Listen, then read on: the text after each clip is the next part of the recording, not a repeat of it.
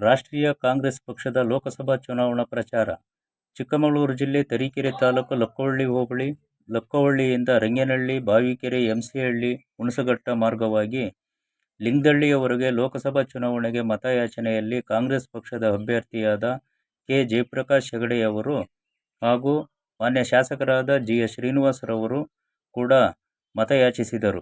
ಈ ಸಂದರ್ಭದಲ್ಲಿ ಜಿಲ್ಲಾಧ್ಯಕ್ಷರಾದ ಅಂಶುಮಂತ್, ತಾಲೂಕು ಅಧ್ಯಕ್ಷರಾದ ಫಾರೂಕ್, ಮಹಿಳಾ ಘಟಕದ ರಾಜ್ಯಾಧ್ಯಕ್ಷೆ ಬಲ್ಕೀಶ್ ಬಾನು, ಗ್ರಾಮ ಪಂಚಾಯಿತಿ ಅಧ್ಯಕ್ಷೆ ಮುಬಿನ್ ತಾಜ್, ಉಪಾಧ್ಯಕ್ಷೆ ಶ್ವೇತಾ, ಜಿಲ್ಲಾ ಪಂಚಾಯಿತಿ ಮಾಜಿ ಸದಸ್ಯರಾದ ಕೆಪಿ ಕುಮಾರ್, ವಿಶ್ವನಾಥ್, ಪಕ್ಷದ ಹೋಬಳಿ ಅಧ್ಯಕ್ಷರಾದ ಎಚ್. ಎಂ. ಮಂಜುನಾಥ್ ಮತ್ತು ಅನ್ಬು, ಗೋಪಿಕೃಷ್ಣ, ನೀರು ಬಳಕೆದಾರರ ಸಂಘದ ಅಧ್ಯಕ್ಷರಾದ ಲಕ್ಕವಳ್ಳಿ ಹರಿ, ನಂದಕುಮಾರ್, ಮುನೀರ್, ಪುರಸಭೆ ಅಧ್ಯಕ್ಷರಾದ ಪರಮೇಶ್, ಸದಸ್ಯರುಗಳಾದ ದಾದಾಪೀರ್, ಶಶಾಂಕ್ ಹಾಗೂ ರಘು, ವರ್ಮಪ್ರಕಾಶ್, ಜಗದೀಶ್, ದರ್ಶನ್, ಬಾವಿಕೆರೆ ವೆಂಕಟೇಶ್ ಹಾಗೂ ಭಾರೀ ಜನಸಂಖ್ಯೆಯಲ್ಲಿ ಮತಯಾಚನೆಯ ಸಂದರ್ಭದಲ್ಲಿ ಹಾಜರಿದ್ದರು. ವರದಿ ಕರ್ಕುಚ್ಚಿ ಕೃಷ್ಣಮೂರ್ತಿ, SP7 ನ್ಯೂಸ್, ತರೀಕೆರೆ.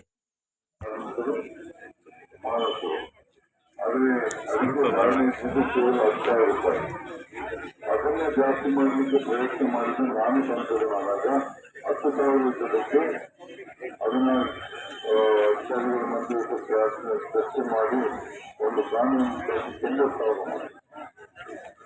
90,000 ಮಾಡಿದಾಗ ಎಲ್ಲ ಅರ್ಥ ಸಾಲ ಇದ್ದವರನ್ನು ಅರ್ಜಿ ಮಾಡಿ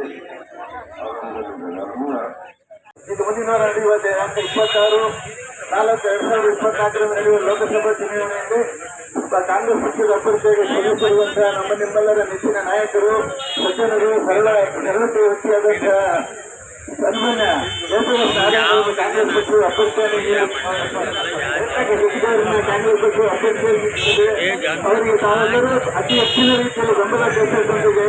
ಇಂತಹ ವ್ಯಕ್ತಿಯನ್ನು ನಾವು ಯಾವತ್ತೂ ಗೆಲ್ಲಿಸಿ ನಮ್ಮ ಪ್ರತಿನಿಧಿಯಾಗಿ ಲೋಕಸಭೆ ಗೆಲ್ಲಿಸಿ ನಮ್ಮ ಸಮಸ್ಯೆಗಳನ್ನು ಬಗೆಹರಿಸಿಕೊಳ್ಳಲು ಹಾಗೂ ಕಾಂಗ್ರೆಸ್ ಪಕ್ಷದ ನಮ್ಮ ಉಡುಪಿ ಚಿಕ್ಕಮಗಳೂರು ಕ್ಷೇತ್ರದ ಕೀರ್ತಿ ಪತ್ರಿಕೆಯನ್ನು ಆರಿಸಲು ಅವರನ್ನು ಲೋಕಸಭೆಗೆ ಆರಿಸಬೇಕೆಂದು ತಮಿಳು ಕೋರಿತ ನನ್ನ ಭಾಷಣ ಮುಗಿಸ್ತೀನಿ. ನಮಸ್ಕಾರ.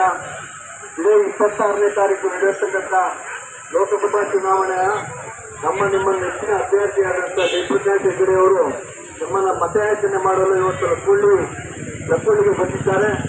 ಅವರಿಗೆ ಸ್ವಾಗತ ಕೋರ್ತಾ ಅದೇ ರೀತಿ ನಮ್ಮ ಮಾನ್ಯ ಜನಪ್ರಿಯ ಶಾಸಕರಾದ ಶ್ರೀನಿವಾಸ್ ಅವರೇ, ವಿಶ್ವನಾಥನವರೇ, ಇವತ್ತು ನಿಷ್ಠಾವಂತ ಮತ್ತು ಸರಳ ಸಜ್ಜನಿಕೆಯ ರಾಜಕಾರಣಿ ಅಂದರೆ ಅದು ಜಯಪ್ರಕಾಶ್ ಹೆಗಡೆಯವರು.